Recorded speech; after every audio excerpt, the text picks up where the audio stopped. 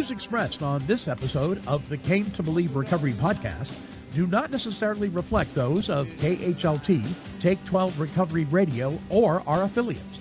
The opinions on this episode should not be taken as medical, psychological, or professional advice and are those of the host, co-host, and guests. KHLT and Take 12 Recovery Radio are not affiliated with any particular 12-step fellowship.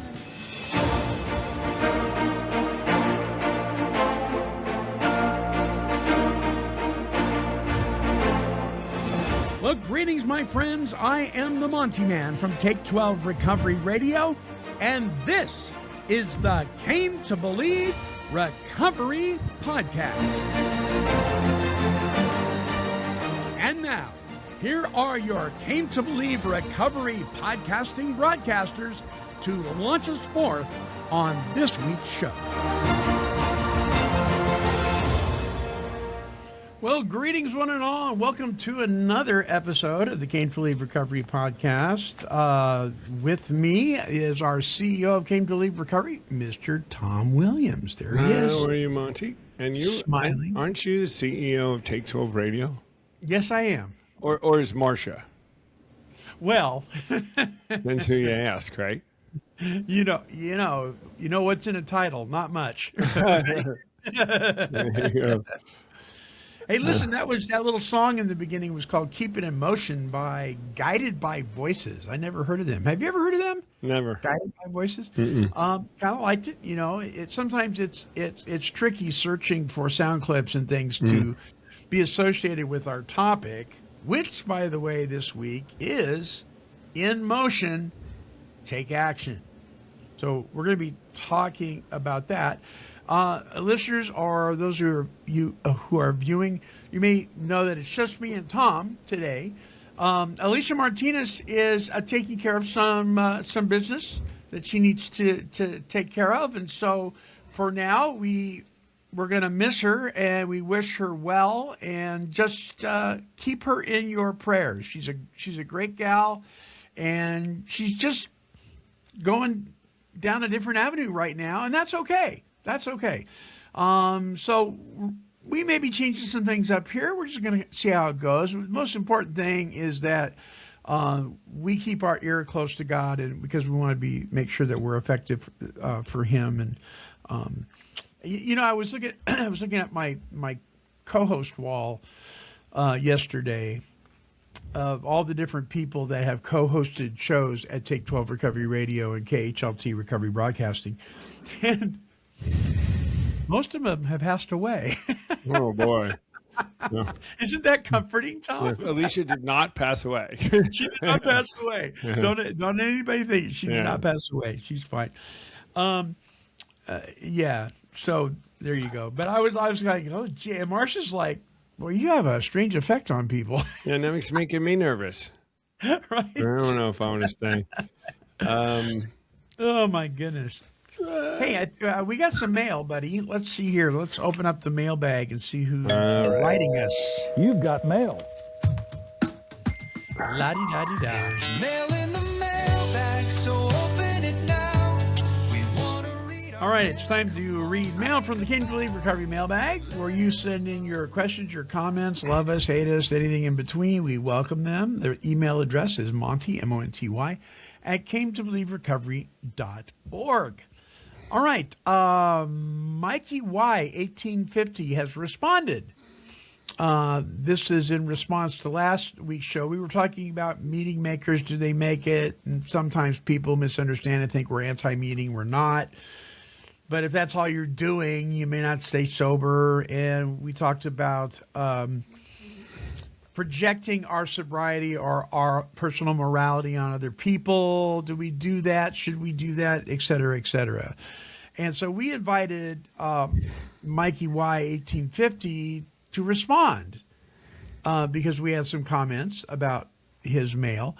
And so he says, okay, let's get more detailed. In my experience, meeting makers tend to work the program more often than those who, in the beginning, go to meetings sporadically. I'd agree with that. Wouldn't you, Tom? I think I mean, it doesn't have to be that way, but you probably saying to be. It's sure. It could be something I'd agree with. In that respect, meeting makers make it. Now, let's be real. Sharing your story is not projecting your sobriety onto another alcoholic. It is sharing your experience, strength, and hope. For me, to project my sobriety on another alcoholic means that I am not meeting them where they are. I am meeting them where I am. I can't remember how many times a newcomer looked at me like I was lying because I had more than 10 years sobriety or 20 or 30. It is up to me when helping someone new to relate to them where they are and share with them how it changes. When I expect a newcomer to do what I know worked for me, then I'm projecting my sobriety onto them because I have an expectation that is generally unreasonable. When I share the solution without expectation, I am meeting them where they are and not projecting my sobriety on them. Humility, not arrogance, is what I try to practice.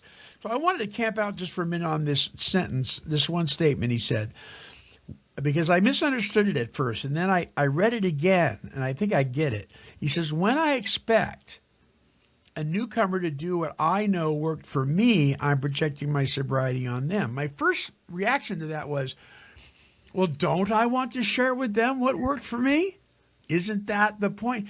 And I don't think he's saying that we're not to do that. I think he's saying when I expect the newcomer to do what I know worked for me. So he's talking about his own personal expectation. Well, I share my own personal story with them, and then I expect them to respond the way I think they should. That's where the problem is. And I think I would agree with that. Yeah, I'd agree with that. Yeah. But we share. Because I have an expectation that is generally unreasonable. Go ahead. Yeah, I mean, we share. I mean, I think we shouldn't have any. I mean, as when you're in 12-step work like we're in, we have no expectation. Like we say, we're going to tell you what we did and what the founders did. If you want what we have, why don't you try it? Right. With no expectation, really. Right. And I think that's correct. You shouldn't be. The other comment, and I want to stay there in a minute, but before I forget, the other comment at the beginning where he talked about meeting makers make it. It seems that those that go to more meetings work the program more. I want to just clarify, or get him to clarify, what does he mean by work the program more? Does he Okay, mean let me that, read that statement again. Yeah, read that. Okay, let's get more. In my experience, he says, meeting makers tend to work the program more often than those who, in the beginning, go to meetings sporadically. But what is, if he's saying, and he could correct me, that the meeting is the program, coming there and sharing your you know what and just fellowshipping with people, that isn't correct in the strictest sense of Alcoholics Anonymous 12-step program. Would you agree? That's not the right. Yeah. That's not going to meetings is not the program. Yeah. So if you mean It's the that the fellowship. people that tend to be doing their 10, 11, and 12 and tend to be living the steps, well, okay, that would track. Yeah. I'm just wondering, because Monty, we know so much today that the perception today is that Alcoholics Anonymous is the program is the meetings. The program is the fellowship. The program, people that are in the program are going to meetings and sharing. And, I had to tell on myself today. And that's the program. Yeah. And it's something, and it may not be hurting you, and it may be helping you stay abstinent, but and as our esteemed colleague Dale Barker would say, it's not what they did. That's all. Right. So, Right. So that would be something if he would clarify. I'm interested in that because we wouldn't want our listeners to think that, meeting attendance alone is what constitutes success. Now, where I found out about the literature, the directives, the spiritual disciplines and principles in the 12 steps, I found out about it by going to a meeting. Well, yeah, that's Okay, what they're for. That's where I found out about it, and I went there. In the days of the founders, they came to you. Right, yeah. you were either in a mental institution or a hospital, Yeah. you know, thrown up. You know, that kind of, I was actually at my 12-step home group last night, and there was like 4 of us there.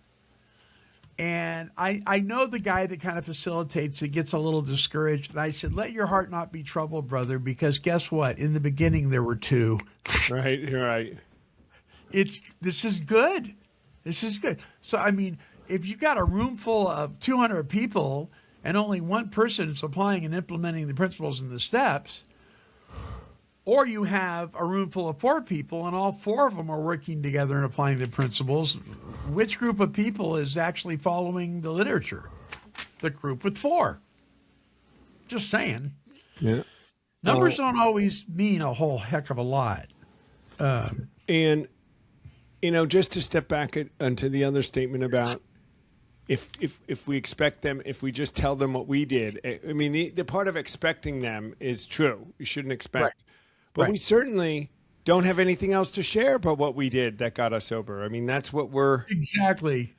there to do. What am I going to...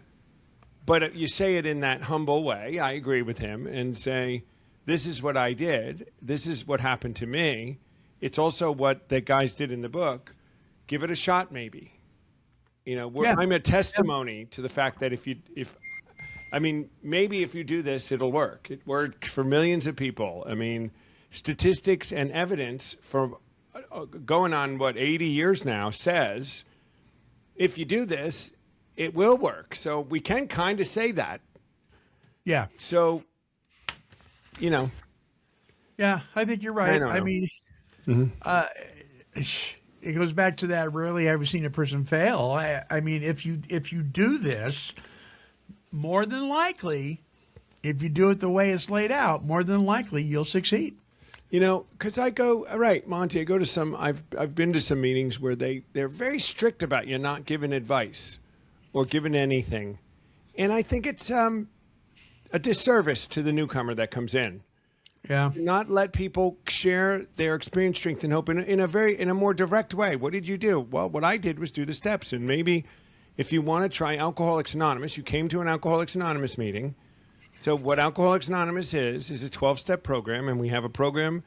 And if you want the success that 12 steps, we can show you how to do the program, but that's what it's about. And there are places that would frown on me sharing like that. I know. Right? It's so funny because I'll hear, okay, we please refrain from crosstalk, blah, blah, blah, and then the meeting's filled with it. Right. The crosstalk, unless they can crosstalk to tell us not to talk about God or the steps. Right. That they can crosstalk with. Well, I said one time in a meeting and nobody laughed, and I thought it was pretty funny. I said, so does no crosstalk mean I can't talk about Jesus? You know, the cross. Oh, yeah. No. I thought that was pretty clever. Hey, listen, Tommy Talk writes in, and he says, when I speak at a meeting, I am projecting my sobriety out to the newcomer, but that's kind of the point of sharing your experience, strength, and hope, right? Yeah, there you go. Yeah. Wheeze007 says, having been in the rooms for 5 years, I can say I've seen the meeting makers make it slogan fall flat on its face. Meetings are important, but there's so much more to it than that. Hey, mic drop. Yeah, mic drop on that one. Absolutely. Yeah. If you've got a comment that you would like to send to us, like I say, love us, hate us, everything in between, please drop us an email at monty@caneforbelieverecovery.org or make a comment on our YouTube channel or any of the podcasting platforms listed at take12radio.com. Let's close the mailbag. Mm-hmm. Dum-da-dum. Thank you for your mail, it means so much. A little piece of you just waiting to close. What do we got? You got mail. That's right. Okay, the topic this week is in motion, take action. One of the questions here is: you are not stuck? You stopped. What's the barrier? What's going on? I mean, if you were in motion and all of a sudden you're not anymore, there's that commercial, and I think maybe it's an arthritis medication commercial or something. I'm not sure. It said where they talk about the body at rest stays at rest, the body in motion stays in motion. Yeah.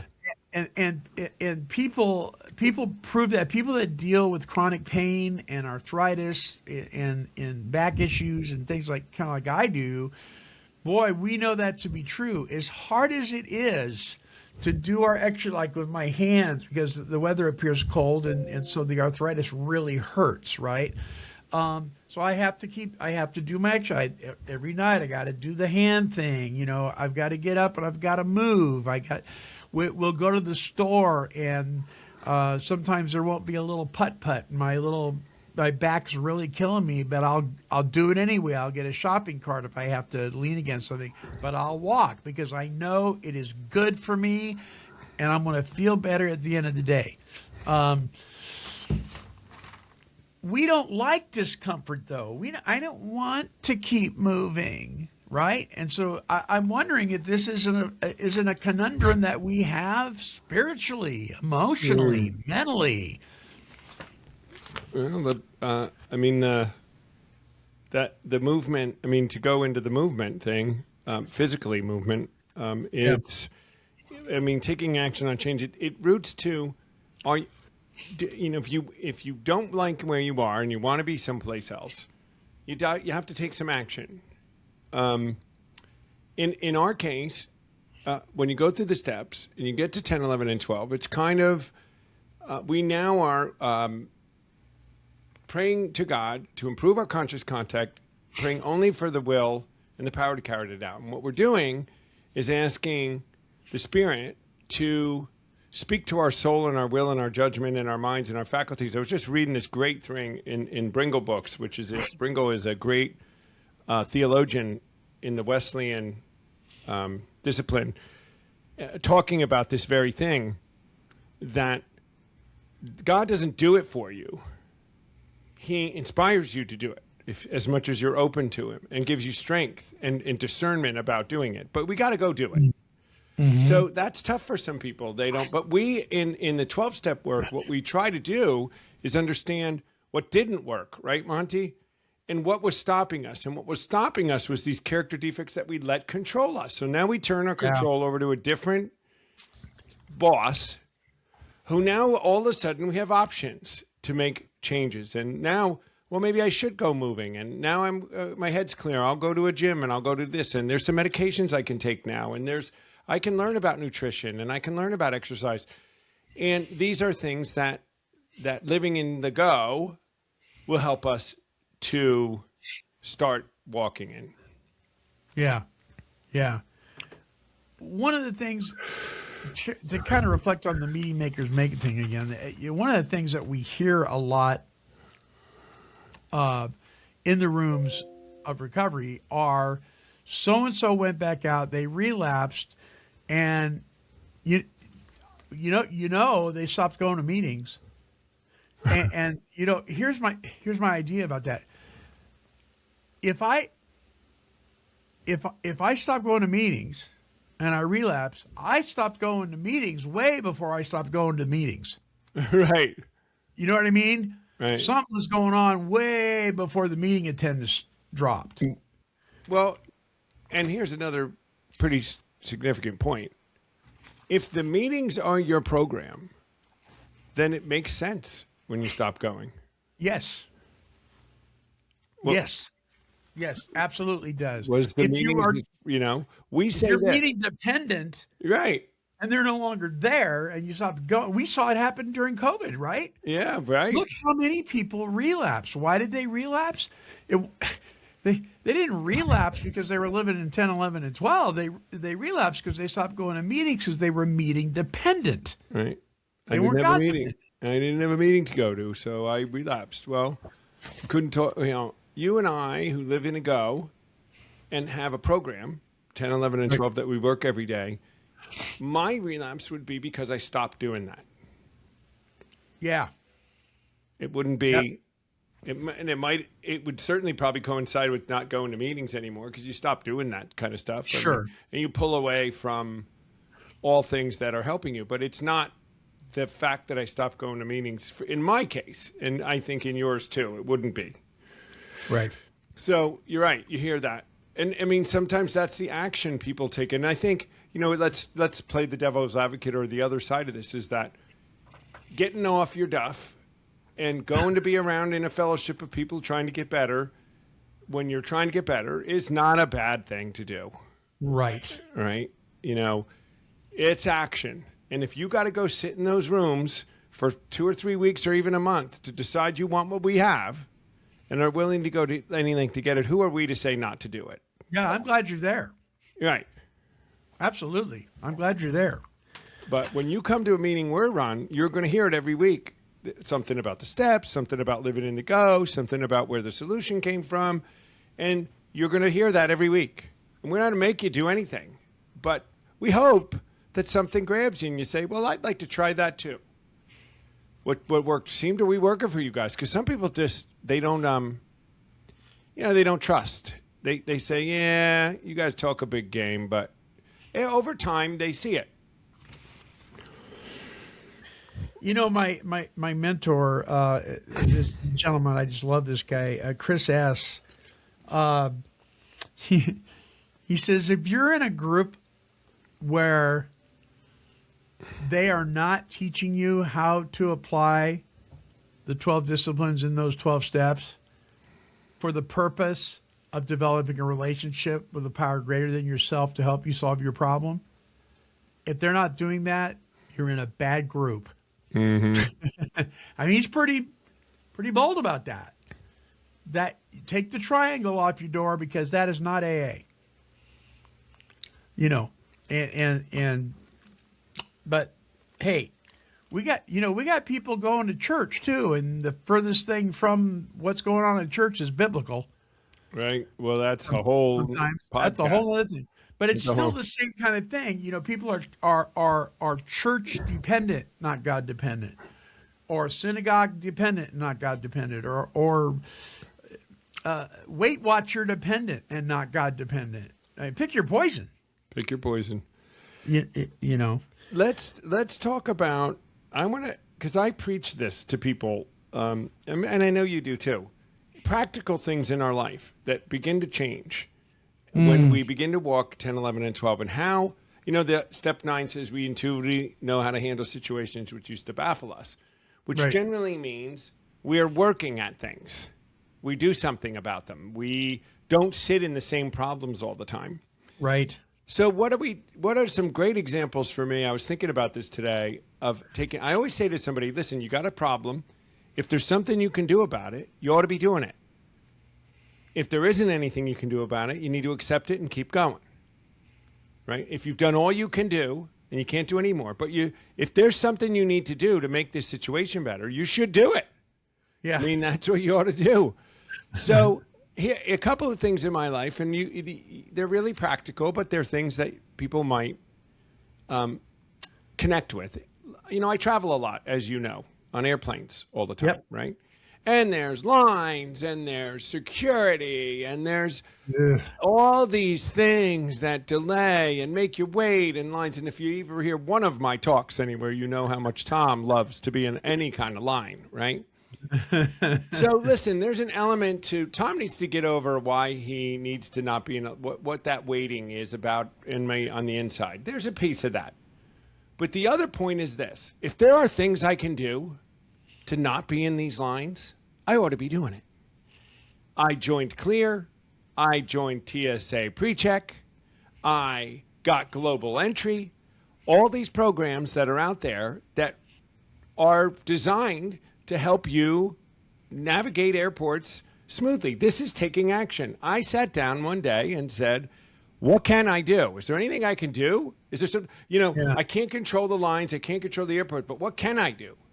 Well, I can get all these things and I can take action then. So I think that's part of me living in the go, understanding these are options I have instead of just security. Well, what are you doing about it? Yeah. I could do, and I have a friend who didn't do that, and they cry and whine, and I go, get TSA Pre. You walk right through, Anyway, Yeah. that's does that Yeah. make sense to you as action? Absolutely. Yeah. Absolutely makes sense. Absolutely. So I'm thinking about it in my case. I one of the things that I love in my life that I just absolutely have a passion for is creating things that are going to be involved in broadcasting. I mean, I love doing it. It is extremely time consuming. Does it make sense when I say I love it and I hate it?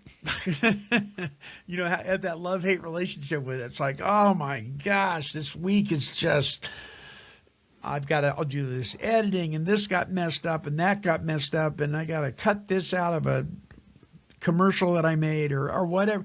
And at the same time, I'm sitting there going, you know, I love what I do. Even though I'm really hating this right now, I love what I do. And so, you know, one of the things that I figured out a while back was, how can I make this smoother in my week? What can I do to make this just as effective as it is, but work smarter, not harder, right? And one of the things was, on Wednesday, after I get done posting the Came to Believe show, right, I start out and I start working on the templates for next week's Take 12 radio show for Monday and next week's Came to Believe show, the template. And for listeners' sake that don't know what that is, that's all the sound effects and all the stuff that you hear that has to be put together that you would not even think about. And so when I'm on track and my head's good, I'll get it done on Wednesday. Maybe it'll move into Thursday. But guess what? Then Friday, Saturday, and Sunday, I don't have to do it. And it's like, so there's other things I can do. I can meet with a sponsee. I can Saturday I can spend the day with Marcia. Sunday, you know, we can go to church and we can do the church thing and have family over for dinner. And I don't have to worry about any of it because it's done. It's done. Do I do that every week? No. Do I do it most weeks? Yes. The weeks that I don't do it because I get maybe I'm like, I'm kind of tired or whatever, I pay for it, brother. Yeah. Because Friday I'm having to do templates for 3 shows because I got a Friday one too that I do every other week. And I'm cramming like crazy and I'm in here at 8 in the morning and I'm not out of the studio until 9, 10, 11. Marcia's calling me on the phone. Hey, you okay? What's going on? And it's your doing. It's my doing. Yeah. I know what works. I know it works. And to the point of needing to be motivated, if I'm waiting to be motivated to do what I know works, I could be waiting a very long time. Because there are weeks I'm not motivated. Right. But when I get it done on Wednesday and Thursday, I'm like, wow. We talk about, was it you that asked the question, what are you doing with the 5 minutes that you got back? Or Yeah, 6 hours. 6 hours that you got back. What are you doing with that? It's amazing when people say, I don't have time for something. I'm like, well, you'll never find the time. You have to make the time. Mm-hmm. Right? And so if you would sit down, if a person, because there's people listening right now that are thinking, oh, I don't have time for this and I don't have time for that. Well, if you'll sit down and just do it for one day and write it on your hand or a 3x5 card or something, every time you sit down and do nothing, like just nothing, or every time you sit down to watch the television or scroll on your Facebook when you don't have to, or write it down. I am telling you, at the end of the day, you will have accumulated more time than you can believe. Yeah, that you could better allocate. You sure could. You say to yourself, yeah, I could not do that. I could do this. I am 100% agree with you. Nobody ever has time. We fill all our time with whatever we're doing. So, and you know what? People do what they really want to do. Right? They do. I said, if you start doing whatever this is, then when someone else asks you to do something else, you'll say, I'm too busy to do that because you're just busy doing other things. I say, pretty soon you'll be busy doing this. You're busy doing it. I am 100% agreement. I have those kind of habits too, Monty. I don't like cleaning the house. I don't actually mind cleaning and vacuuming stuff. I don't. it's not one of the things I hate folding clothes and laundry. I don't know why. I'm with you on that one, buddy. I'm with you. But this is about taking action because I know it. And I know, like you, if I wait till the evening or I wait till I'm running out of stuff, it just really is annoying. I do have the choice to pick the best time of day to do it. And so I do it in the morning when I'm at the least subject to annoyance. So that matters. It's like you doing the tapings when you know you still have to do them. Yeah. But it's a better time to do them, and it alleviates the worst of the stresses that are involved with it, right? Right. I clean my house. Now, granted, I have a 2-bedroom condo, which isn't very big, and I'm the only one here, so it only gets so dirty, obviously. But I split it into like 4 cleaning segments, and if I do them, they all take about 15 minutes each one. And if I do one of them a day and rotate around, I never really feel like I'm cleaning. And it's always clean. And it solves the, your sister and brother are coming over tonight. Oh, I got to clean the house real quick. So I never have to do that because it's always within, a couple, hang up a coat or some little thing away from being presentable. But that's action. That's taking action on knowing things that keep our lives on track and keep us from spooling into things. And that's what we can, I mean, the more we're talking about this, Monty, the more, and we talk about this at retreats, living in the go. I mean, it's what drives, it's what embeds recovery in us is living this life where we have solutions to things now and we can create new habits. I love my coffee ready in the morning. So I make it and set the timer at night. I mean, every night I set the timer. I love to have it in the morning. Yeah. So I'm pretty organized. And when I see a problem, I'm quick to say, what can I do about this? Can I fix this? Can I do something about it? And then I go about doing it. Not every time. Right. But taking the action is what being empowered and understanding a bit about yourself, which are steps 1 through 9, give us that, right? Teach us a bit about how to do this. There's so much you can do. Life is it's the 4th dimension of existence the book talks about, right? And it's fun. It's fun. So when I do that, when I follow through with what I know works, the structure that works, then I'm freed up to do things that are fun. Okay, so this board with people that aren't watching on the video won't see it, but there's a big old disc back here that has our logo, the Cake to Believe Phoenix bird, on it. And if you flip it over, right, it's got the Montyman Take 12 Recovery Radio Show logo on that side, right? Did I need to do this? No. Did I want to? Was it fun? Yeah. It was a blast. And I enjoyed it. It was therapeutic, and it accomplished something. And I didn't have to pay for, $300 for a neon thing to hang up back there like some of these guys do. You get to do things that you want to do. You go, hey, I can go do this today because I freed up this amount of time. I can sit like you can sit down and you can play like Jimmy Page if you want to for 2 hours, right? Because I've cleared the rest. Because you cleared the rest, yeah. You know, one thing you could do, though, you're talking about things behind you that we see and things that change and things. That other, you could take that gnome down. You're going to pick on the gnome. You knew I was My going wife there. bought me that for Christmas. Oh, you're going with the wife card. All right. So I think you should hang it in the house where she can see that you like it so much. She hates it. So what'd she buy it for you? That's love. She bought it for you anyway. It is that is love. If I bring a gnome in the house, it's like I brought a dog that wasn't potty trained inside. You know what I mean? That's how much she loves gnomes. Right. I do things like the car's always full of gas. Now, some people, Monty, might think, oh, you're getting obsessive and over. I don't think I am. I mean, I'm not crazy about it. Like I can have 3/4 of a tank for a while. I don't. Right.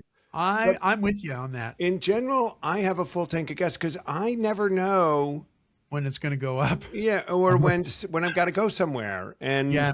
someone calls me and says, "Hey, can you come into the city tomorrow? Can you come?" I never want gas to be. It's a little bit of a military thing. We were always taught take ammo, food, and fuel anytime you can take them, no matter how much you have. Always take more, and water.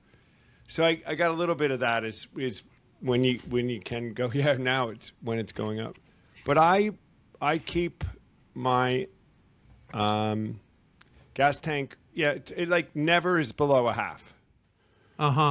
And it's just a thing that I think, for me, it's one of the things that helps keep me on. You know, we maybe this can track with you, but being a little bit maybe overboard on being organized and being on top of things in your personal life, and you know the whole make your bed every day and keep the house straight.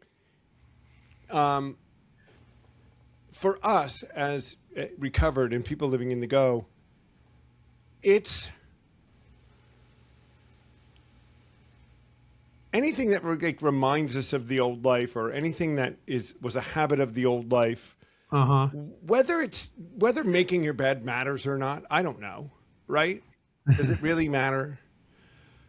But it was associated with an old life that didn't work well.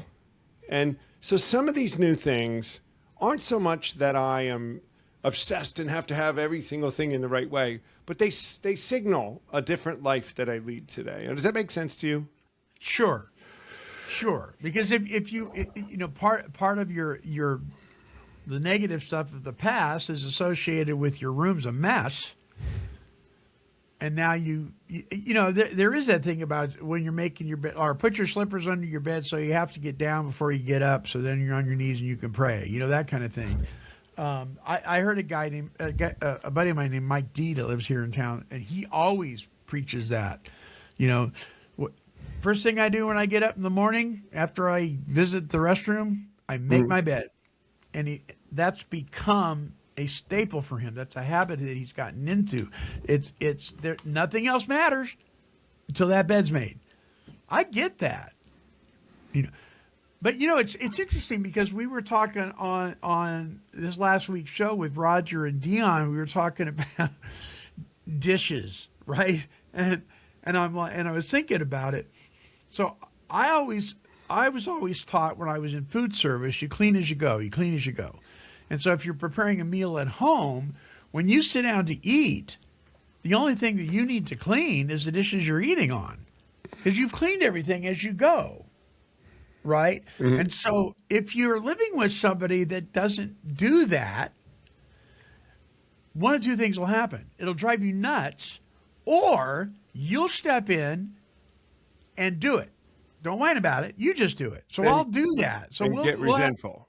Or get resentful. So I get up right after everybody's done eating. If both the boys are over, and my one boy's wife and the grandkids and everything, and I'll start cleaning. And I was thinking about this the other day. I thought, am I doing this because I love my wife and want to make life easier for her, or am I doing this because I'm compulsive? What was the answer? I think I'm compulsive. And she gets to benefit from it.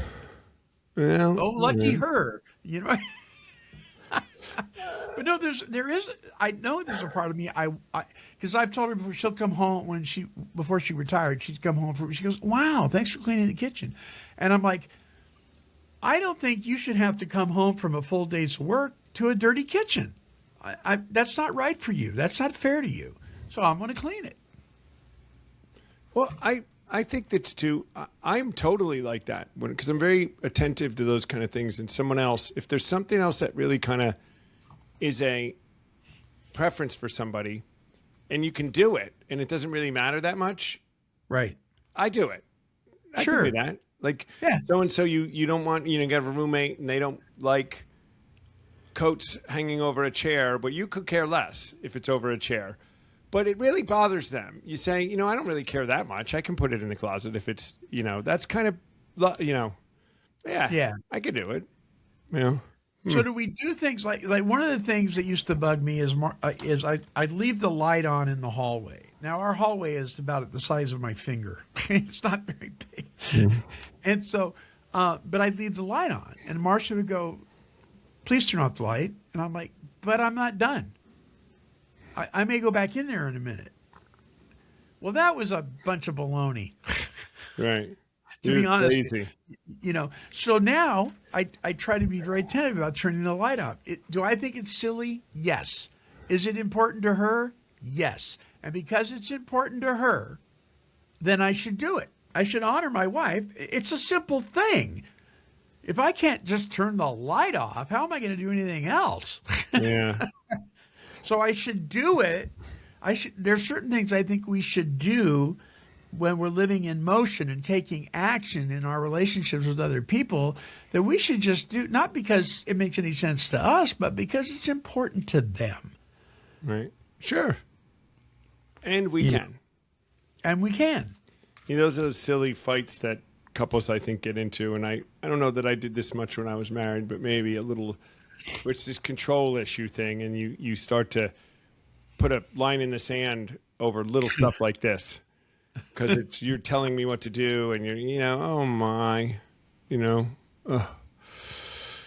Now, one of the things that she says, could you use another rag instead of that towel for that? And I'm like, it's going to go in the washing machine, and I need to stop myself and go, wait a minute, why am I arguing about it? Why don't I just do it? It's easy to do. Why don't I just say, okay, sure.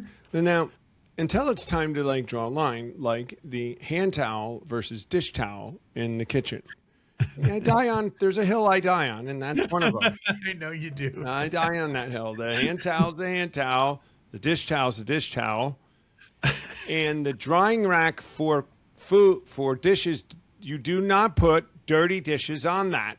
Or a can of peanut butter or anything that's dirty cannot go on there. It's for clean dishes only.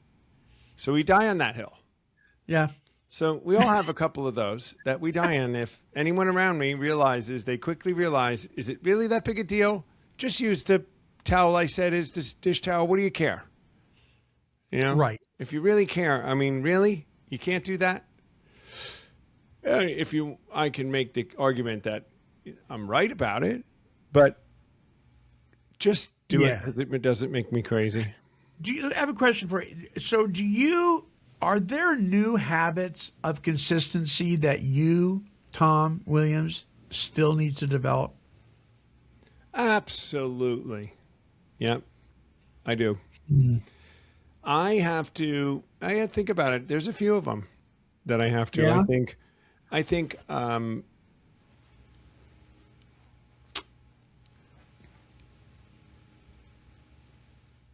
He's thinking. I can hear the well, wheels turn. as I we'll talk about the action and knowing. Things that get my life a little backward are time management things. As much as I talk about time management, I have some habits of time management that I could improve on. That would be a habit. It would help habits to change. And I know, Monty, I've read Atomic Habits and every other thing that you can have it. And we know intellectually what we're supposed to do, and don't look at the phone in the morning, and don't do the things, don't. Right. But, do I do it every day? No. And then you have the excuse, I'm so tired. I just want to look at Facebook for a minute. What's the worry about it? And an hour later, you're still doing it. I think it's around procrastination a little bit, and it's around putting some of the things that may cause pain, and maybe this is natural, to the back of the burner that need to come to the front. I always know that an issue that's going to hurt never gets better when you wait. It generally always is worse.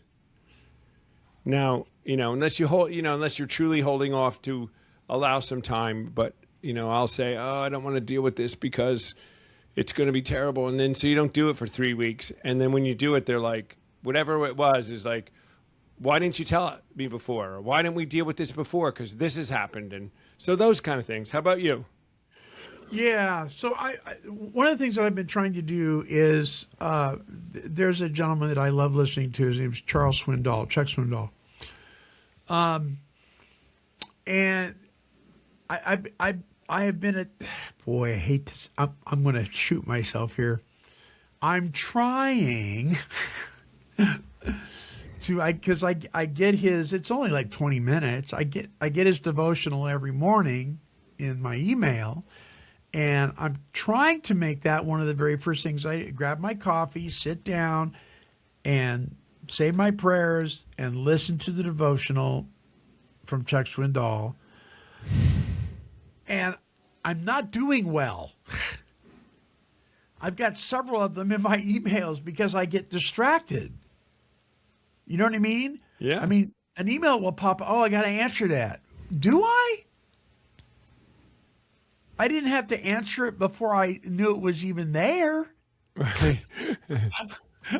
Why do I have to answer it now? Right. You know, why can't I just sit in? And so and the reason I say I'm shooting myself in the foot here when I say I'm trying is one of the things that my boys heard growing up was there's no such thing as trying. You either do it or you don't. I'd say, put your hand on the table. Let's put the hand on the table. Okay, now try and lift it up. And they'd raise their hand. I'd go, no. Put your hand back down. Try and lift it up. And then they go, oh, it's one of those lessons Dad's teaching us. You know, you either take your hand off or you don't, but there's no such thing as try. See, now it's come back to get me because I'm trying to do that, but am I? No, I'm not. That's one of those habits of consistency. Somehow, some way, I gotta nip this in the bud and get it to be part of my day automatically. Checking the email became part of my day automatically. How come that became so easy? Yeah, there's something it triggers you. I get distracted. I'll get up and I have devotions too every morning, and it's a daily thing. And I have an email that I read. This Chris Tegrin sends an email every day. So this is just part of my routine. But I got to be careful not to hit the New York Times button on my phone. And the news, thinking I need to be aware of what our country's doing 20 minutes before I'm going to know anyway, and right, miss it, you know. You didn't need to know an hour before. I did, right. And so I'm with you on that. This distracted. And today, because of all the distractions that can be put in our lives, I mean, these phones are incredible distractions. Oh, man. You know, I wish, I mean, as much as a tool they are and how much information comes to it and how much they can help us, boy, can they just paralyze you from doing some stuff that's really beneficial. Kathy Bates in the movie Waterboy with Adam Sandler, she says, "Football is the devil," right? No, it's not. This is. Right. This iPhone. Yeah. Yeah, these things. What is that song? In Desperado by the Eagles, there's that one verse. These things that are pleasing you will hurt you somehow. No. So I just thought about this. Here's an action I could take. I could put the charger and my phone in the other room at night, not have it on my bed table. So why is it on your bed table? Well, I have to see what time it is, and the alarm goes off. Mine too. Yeah, it's the alarm. But I could do something else. I could go get an alarm clock or a clock that has an alarm, and put the phone in the other room on a charger in the office. And it would absolutely stop me. It doesn't prevent you from walking in and grabbing it, but it's it makes not it hard right there. That. Right. Yeah. That I'm going to try that, I think, Monty. We've just come up with a solution right here on the podcast. Good, you know what? I should do that too, because, you know, I tap my side table. If I tap it, the phone comes on. Right. Yeah. Right. To see what time it is. Yeah. But why? I've got the alarm set. Why can't I just sleep soundly until the alarm goes on? No, got to check the time. I got to check the time. And what about this? And I'm telling on myself. And they say this is the real problem. You get up to go to the bathroom at night and you check the time and see a text or an email Right. and you read it in the middle of the night I know. and respond. I'm like, no, you know? And I know other people are laughing too because they can identify I with think that. I'm going to try it. You know what I'm going to do? I'm going to go today at some point, if I can, to the hardware, go someplace and buy a digital alarm clock and make the switch. I'm going to leave my iPhone in the office tonight on a charger. And I'm going to set the alarm on the clock, and I'm going to report the next time we do a podcast on how Okay. it's going. All right, See I'll if hold you that to helped. it. See if it Yeah. helped. I think Yeah. that's because the days when you do all your stuff ahead of time. Yeah. The days that I don't get distracted and I get things done and I go to my devotionals and I get they're better. I feel better about myself. I feel more accomplished. I feel more connected. We're so easy to distract. Why can't I just remember that every day and have that be enough of the motivation, right? Oh my We gosh. should All right, be able to say no, but you know. yeah. Knows a complete sentence, right? Yeah. Oh my goodness. Okay, so we're out of time. So closing thoughts from Tom Williams. Well, I think I'll go back to what I said at the beginning. Well, first of all, if you're struggling with addiction, if you're struggling with recovery and you haven't found a solution, reach out to us. And there are other people in the world that do the steps the way we do it. We're not the only ones. Right. And find out where you can go through this process that we went through. Again, we don't have an expectation that you have to do it, but you could maybe find a pathway to freedom. And what it will do is give you a set of tools that'll help you take action in your life, and that'll improve every area of your life. Like you've heard us tell stories today. When you have an issue in front of you, if you can do something about it, do it. If you've done all you can do and you can't do anymore, you got to let it go and move on. If you can't do anything about it, same thing. You got to let it go and move on. Yeah. A great resource for you listeners is cametobelieverecovery.org. You can find out about private retreats, public retreats, Zoom meetings, 12-step Zoom meetings, testimonials, our shows, of course, all at cametobelieverecovery.org. And the email address, again, if you'd like to write us, maybe you have a prayer request, maybe you have a concern, you just, want to share it with somebody, we're here for you. It's Monty, M-O-N-T-Y, at cametobelieverecovery.org. All right, our closing song is by Mike O'Brien, recovery recording artist, and it's called Stay on the Train. Like I said before, there's a slogan out there that says, if you stay on the train long enough, the view will change. So if you're in a funk and you feel like retreating, it's not a time to retreat. It's a time to press in, to press forward. When the enemy comes a-knocking, you can tell him you got a new landlord. You don't owe him nothing. And you keep moving. Stay in motion. And if you need some support and you need to press in, surround yourself around people that are on the train that can help lift you up. Do not retreat. Not the time to retreat. We're part of the Army of God, you guys. We got to do this thing together. So here's Mike O'Brien with Stay on the Train, and then I'll come back with my closing thoughts. Here's Mike.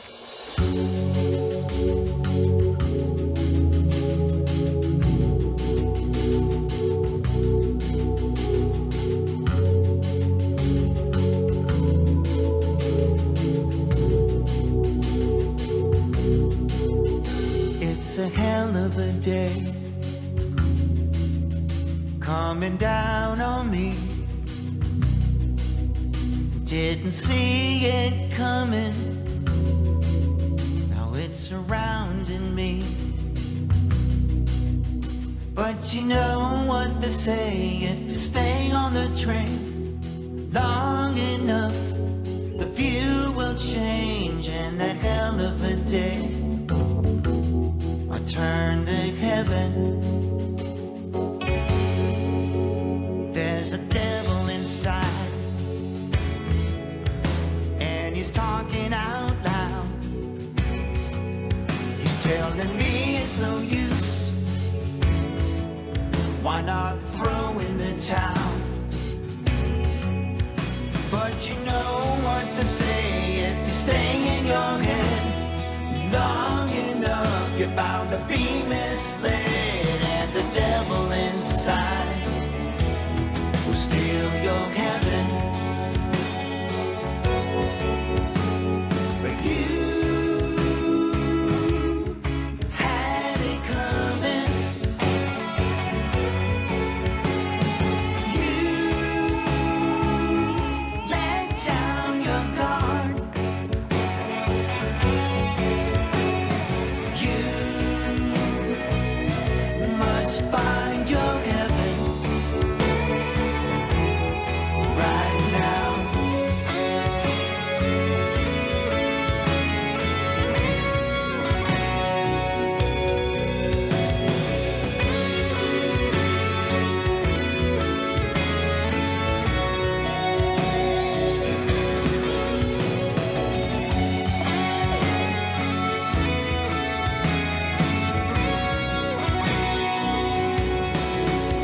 But you know what they say, if you stay in your head long enough, you're bound to be misled. Yeah, you know what they say, if you stay on the train long enough, the view will change in a hell of a day. I turn to heaven, so don't you cry, don't you fret. Better days are coming yet. Don't you worry, don't you stress. You'll soon be out of this mess. So don't you cry, don't you fret.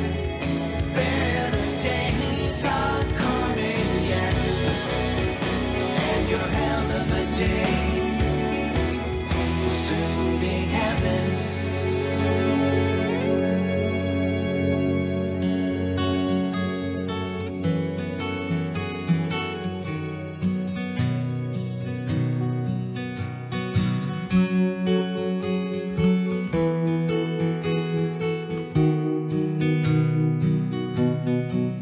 Here comes heaven right now. You know what they say, stay on the train. Here comes heaven right now. Stay on the train.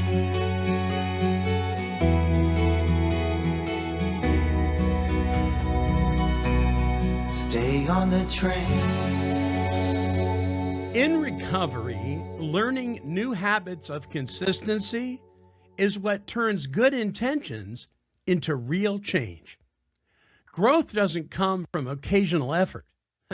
It comes from showing up day after day, keeping in motion, taking action, especially when you don't feel like it, right? Consistency builds trust with yourself. It strengthens discipline and rewires the patterns that once kept you stuck in cycles of relapse or avoidance. Small repeated actions, whether it's prayer, meetings, honest conversations, or self-reflection, become the foundation for a stable and healthy recovery. Saying I'm stuck can feel true, but often it's not that you're stuck. It's that you've stopped. You've stopped moving. Progress doesn't require perfection. It requires willingness. Even the smallest step forward breaks the illusion of being trapped. When you shift from making excuses to taking action, you reclaim responsibility and power over your own life. Recovery is not about waiting to feel ready. It's about moving anyway and letting consistency create the momentum you thought you didn't have. Well, now that's something to think about. Came to Believe Recovery strives to create and promote opportunities for life-changing spiritual experiences for individuals and families suffering from all forms of addiction. For more information, help, and support, visit cametobelieverecovery.org. I'd like to thank you for allowing me to be your host on this episode of the Came to Believe Recovery podcast. And I would encourage you to like, bookmark, and subscribe to this show. When you do, you will join the Take 12 Recovery Radio family and will be notified of all of our recovery-focused shows throughout the week. Until our next broadcast, when we provide the essential spiritual tools needed to thrive by sharing our experience, our strength, and our hope through our stories of how we came to believe. This has been a production of Take 12 Recovery Radio. Kitty, kitty, kitty. Meow. Woof, woof. This has been a Chicken and a Pig production.